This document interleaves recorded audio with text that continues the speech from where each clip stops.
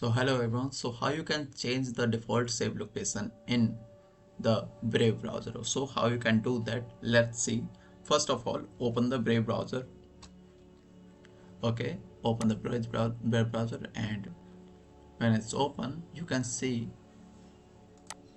Okay, this is the home tab. Okay, you can see in the right hand side there are three bar. Okay, three horizontal bar. Okay, and slide down a little bit and you can see the setting option in the second last. Okay, so click on the settings option. When you click on the settings option, you can see in the left hand side there are some options, but this option we need to see. Okay, downloads option. Okay, you can see the downloads option. Click on the downloads option.